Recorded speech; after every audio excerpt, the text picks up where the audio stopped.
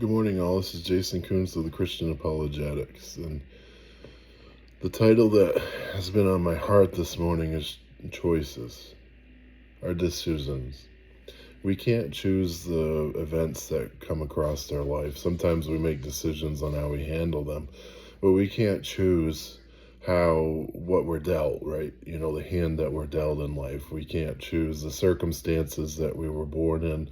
We can't choose sometimes how our parents act. We can't choose how the people around us act, how the neighborhood, but we have choices how we respond, right? We have choices to make daily. Even in the worst circumstances, we have choices to make how we respond. And this is so true, and we can look to the Bible to find examples of this. And today I'm going to use, the Bible mainly focuses on men, but today I'm going to use the example of two women in the Bible, of how they had choices to make, how they could have made totally different choices and not end up honored and justified the way they were, the way they have been. And one could argue in the circumstances, the choice that they made was the harder one. So today, the first woman is Ruth. A little background about her is that she was a Moabite, which was a neighboring country to Israel. And she had married one of Naomi's sons. And there was also another son who married a woman named Orpah. And they were married for a while, and it came to pass that after some time that Naomi's husband died, and then her two sons died. So these three women are left in a foreign country. Naomi was in a foreign country, and she had made the decision to go back to Israel.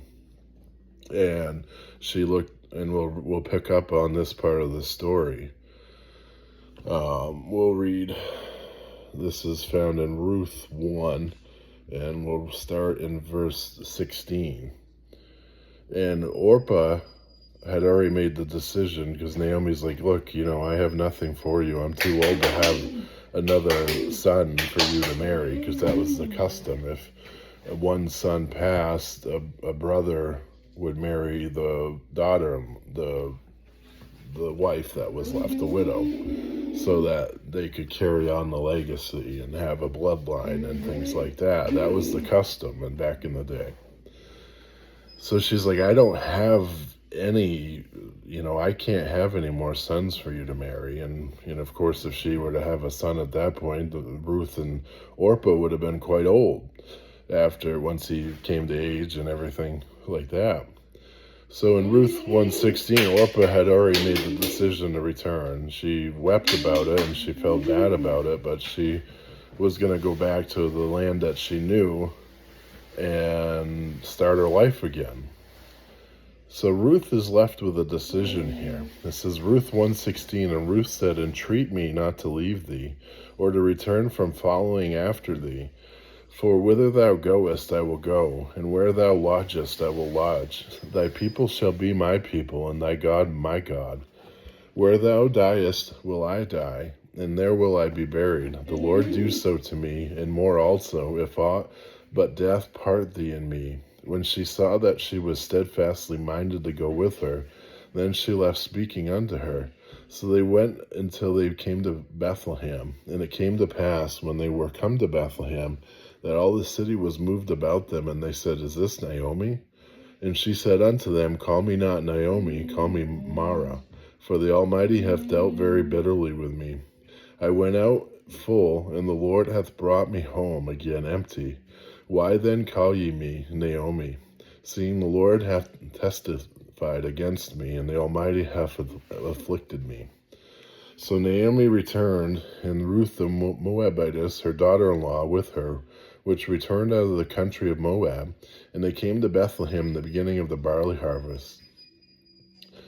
Now, it's important to understand that this life was very much centered around having a husband and a man to provide, and I know things are somewhat different today, but that's how this culture was set up, was that a husband would provide and make money and be able to, provide for his family to survive. So as the story goes on, Ruth is out trying to get any, barley or wheat that she can. And it was set up to where that some of the crop would be left for the poor to be able to survive. That was kind of a charity thing, how it was. And it came to pass throughout the book of Ruth that Boaz, who owned the field, he was related to Naomi in some way, and he was without a wife. And it came to pass that God provided the relationship between Ruth and Boaz to be set up. And as we come to know, Boaz is a grandfather of David, of King David. So Ruth could have made the same decision that Orpah made. She could have looked at Naomi and says, "You have nothing for me. Your son has passed, your husband has passed, you have nothing for me. So I'm going to turn around and I'm going to go back with Orpah and start my life again and look for a husband." But she was faithful to Naomi. She was faithful to God. Because in her decision and reasoning, God was very much present and at the center of her decisions. So she provides us a great example of faith, of a person who could have chosen the opposite direction. And this kind of brings me to the next woman, and I'm not going to read her full story, but she was a harlot. She was known as a prostitute, and her name was Rahab. And Rahab, a lot of us may have looked at her and looked down on her, and of her profession that she chose to take. It was a profession of sin, and one could argue that she might have been forced into it. We don't know the customs, we don't know the full backstory, but we do know that she had a decision to make as well. She had all these circumstances around her, her profession, her culture, her government even told her who she was, that she was nothing more than a harlot. But she had a decision to make in a moment. And our life often comes to that, is that we have so many bad things that happen to us. We have so many circumstances that come to us that make us think we are who we are. We have to make decisions and keep on with that reputation and keep on with that life story. And it comes down to that God sees our heart. God sees the decision that she made. She's mentioned many times in the Bible. The first time is in Joshua 2:3. When Joshua 2, really, she's mentioned in the first verses. And it says, Joshua 2:3 says, "And the king of Jericho said unto Rahab, saying, Bring forth the men that are come to thee, which are entered into thine house, for they be come to search out all the country." So a little backstory is, this is when Moses died, the Israelites had wandered for 40 years in the wilderness due to disobedience. And when Joshua took over, God gave them the command to go conquer Canaan. And one of the cities they came to was Jericho. And so he sent spies in, and Jericho had these massive walls of protection that seemed insurmountable. So they sent these spies in to go kind of scope out the city. And so he had these spies go into the city, and they got to nighttime and they needed a place to hide, and they kind of end up at Rahab's house. And the people knew that there were spies in there, so they were searching for them. And they told her, it says, you let them, let them come out. Let us know if they're in here. And she made the decision to say, they're not here. They're not here. You need to pass by. And we can pick up in Joshua 6:25, after Joshua was obedient to march around the city for 7 days. The Lord spared Rahab. the only one he spared. And Joshua saved Rahab the harlot alive, and her father's household, and all that she had. And she dwelleth in Israel even unto this day, because she hid the messengers which Joshua sent to spy out Jericho. So in the New Testament, she's even mentioned in the Hall of Faith, honored in this kind of like a Hall of Fame of faith, of people who, against all odds, chose to trust God through faith. And Hebrews 11:31 says, by faith the harlot Rahab perished not with them that believed not, when she had received the spies with peace. So, and if we read in Jesus's genealogy, Rahab is mentioned in that genealogy. So a harlot who made a decision had her honor changed, and she brought honor on her name. So this provides many life lessons for us. Our paths and our circumstances we were born under, the circumstances we lived under, maybe it's a life of addiction, maybe it's a life of sin in the same way that Rahab was, or maybe it's customs and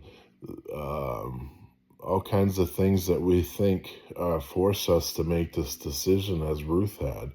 You know, she was supposed to provide a family and have a legacy to live on. And, you know, the choice that she made, it wasn't clear that she would be able to do that. She chose a life of poverty rather than to go back to her home country where she could have had a better life, probably, found a husband and started a family that way. And we know at the end of the story she did, but when she met Boaz and had a family, but she didn't know that at that time. And there's so many times that we come to these decisions in life where we can let our circumstances dictate who we are.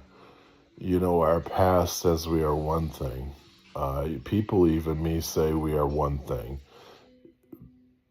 We may even think we're one thing. You know, I am nothing but the sin I am. You know, I'm nothing but a drug addict and I can't change. I'm nothing but an alcoholic and I can't change. That's not true. We see a God that's willing to give us a choice of redemption, but we must make it. Ruth could have fully chosen to go back to Moab as Orpah did.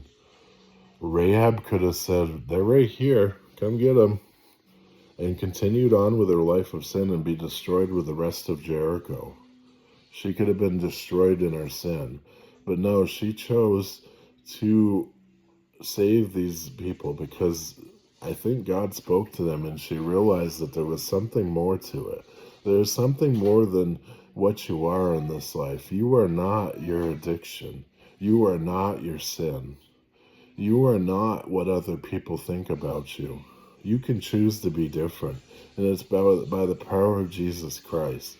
It's by the power of God who gives you the free will to make those decisions. And those decisions in those moments might be hard. I know the addictions are so hard to stop. They control every part of your life. They have grips on your physical life, and you feel dependent on them. You feel like you need them mentally, and you feel like they come into you spiritually as well. I understand that. But you can always choose to overcome them. You can always choose to be a different person. You can always choose to follow God. You can always say, God, I do not see the way. I don't know how this is going to happen, but I'm going to trust you, as Ruth did. These ladies can provide us with great examples of how we can change the story of our life if we put our trust in Jesus Christ, if we put our faith in Jesus Christ. If we say, Lord, I will follow you. I will choose your way, even if it seems like it's not the better way. We see so many times in the Bible, and I could go on, I could tell you of Abraham, of how he and Lot came to this decision of where they're going to go because they had too many people to settle all in one land, so they had to split up. And he gave Lot the choice, and Lot chose Sodom and Gomorrah, the place where it seemed like it was better, more fertile, and more people, and Abraham had like almost a desert to choose from. So there's so many times when we come to our lives where we need to take it to the Lord in prayer. We need to understand that sometimes even if we cannot see, even if the other way looks more bountiful, it might be lead us to sin, right? As we know, Sodom and Gomorrah was one of the most evilest cities and are totally destroyed. Most think that they're under the Dead Sea right now, which is a place full of so much salt and so much, it's just inhabitable.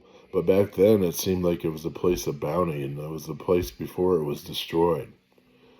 So it provides us with a lesson that sometimes the narrow road is the harder road. Life of sin is so much easier to choose.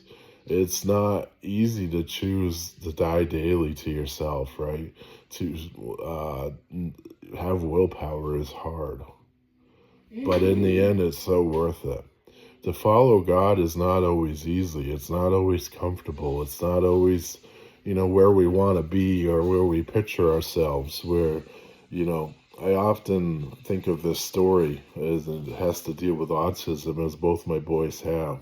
And it's about a poem that says it's about Holland and how it's a place that you probably wouldn't choose to vacation. You would choose other destinations like Australia, and you might choose, Germany, or you might choose some tropical, paradise. And when you get off the plane, you realize you're in Holland. But as you begin to walk through Holland, you realize it has its own beauty, even if it wasn't what you chose. And that has to deal with autism and how, it's not exactly, the parents not exactly how they pictured it. But it still has its own beauty and has its own grand majesty, just in a different way than, what a tropical paradise would be like, or what maybe the parents had envisioned when they first got pregnant. But where I'm going with that is that we don't always know the path that God will lead us on, but we need to trust Him, and we need to have faith that He'll provide. We need to have faith to step out and realize that God's way is the best way, right? Ruth became honored because she chose to follow Naomi and God, and she was the grandmother of David, King David. She became, in the line of Jesus. And Rahab, a prostitute, and that speaks to you, those of you living in sin at this moment, is that you don't have to stay that way. It can come down to one decision that you can make to follow Jesus Christ. You can make to say, I will not live this way any longer. I choose to follow God. And it may take time. Addictions take time to overcome. I understand that. But if you choose to follow Jesus, He can set you free. He can become the everlasting, the living water that you seek. Because that's why I think most people get into addictions, is because they try to overcome some sort of past trauma, or they try to fill the hole in their life. Stop plugging it with pieces that don't fit. Plug it with the piece in Jesus Christ that fits perfectly, that will never be taken away once you choose Him. Follow Jesus today. I cannot urge you enough. No matter what you've been through, your past, your traumas, your abuses that you suffered, you can choose this day to follow the Lord. You can choose to turn in the opposite direction of where you were headed. It's not too late. As long as you draw breath, it's not too late. And if you're watching this video, it's for a reason. God is speaking to you. Choose Him today. Choose Him. I cannot urge you enough. So today I'm just going to pray for whoever's watching this video. Dear Heavenly Father, we just thank You for what You have done in this life. We thank You that You have never given up on us, that You, even if we've lived a life full of sin as Rahab had chosen to, give her body to sin, she still had a decision to make, and she became honored because she made that decision to follow You. And I just pray for the person who might be in the same situation, who may feel like they're lost to sin, who may feel like that's all they know. I just pray that you let them know they still have a decision to make. They can decide to follow you today and become free from those chains, be free from being bound by that sin, and be washed and cleansed by you. I just ask that you just touch these people and you help them to decide to follow you today. In your precious name, amen. Just appreciate you watching this video, and if you got anything out of it, I hope you like, share, and subscribe. And just have a good day, and God bless.